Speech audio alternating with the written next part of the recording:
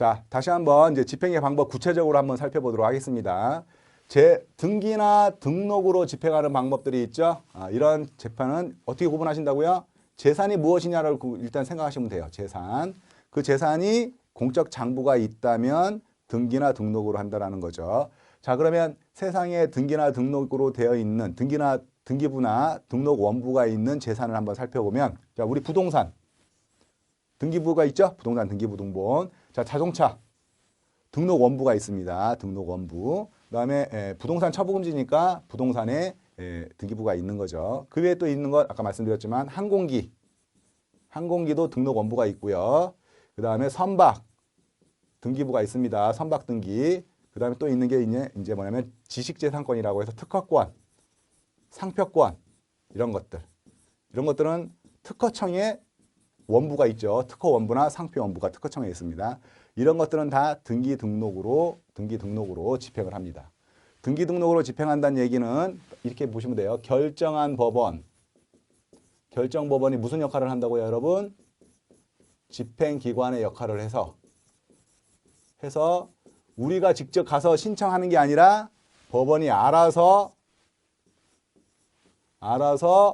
등기소에 톡탁서를 발송을 해서 등기를 해준다라고 생각하시면 되겠습니다. 자, 그 다음에 송달에 의한 집행은요. 송달은 누군가 받아야 되는 거예요. 자, 한번 보시죠.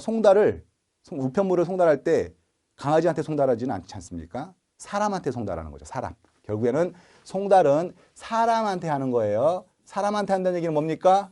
바로 채권가압류를 얘기하는 것이죠. 채권에 대한 집행일 때는 제3채무자가 사람이기 때문에 제3채무자에게 송달함으로써 집행을 하는 것이지 뭐 등기할 방법이 없습니다.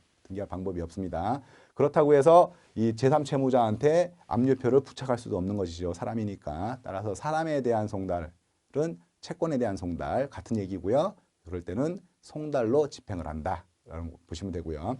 집행관에 의한 집행이 필요하다. 자, 물건이 등기가 있으면 등기로 합니다. 그런데 그 물건이 등기부가 없어요. 예를 들어서 뭐 텔레비전, 우리가 말하는 가방, 비싼 가방, 신발 이런 건 등기부가 없지 않습니까? 등록원부가. 이렇게 등기부나 등록원부가 없는 물건들은 사람이 아니죠? 사람이 아니니까 송달할 수가 없어요. 예를 들어서 결정을 했는데 뭐 가방에다가 송달할 수는 없지 않습니까? 그래서 그것은 붙일 수밖에 없는 거죠. 붙여야 돼요. 부착해야 돼요. 그래서 등기나 등록이 없는 이런 물건들은 부착합니다. 이런 부착이라는 거는 사실행위에 가서 붙여야 돼요. 붙여야 되는데 붙일 때는 법원에 판사님이 안 가요. 판사님은 법원 안에서 요런 보내주는 일만 하시지 가서 붙이는 행위는 하지 않는다.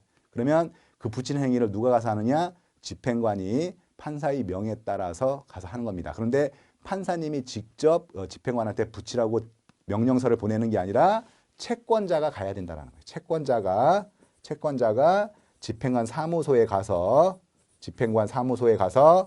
법원마다 어느 법원이든 법원마다 집행관 사무소가 있고요. 그 안에는 집행관님들이 일을 하시고 그 다음에 집행관 밑에 담당 계장님들이 이렇게 같이 일을 하세요. 요분들이 이제 한 팀을 이루는데 요분들한테 직접 가서 붙여주세요 라고 위임을 해야 됩니다. 가압류 결정이 났으니까 또는 가처분 결정이 났으니까 붙여주세요 라고 위임을 해야 돼요. 이걸 뭐라고 하냐면은 집행위임을 한다. 이렇게 가압류의 집행위임 신청을 한다. 이런 식으로 해서 집행이 이루어진다라는 것 꼭 이 세 가지 방법 꼭 구분할 줄 아셔야 됩니다.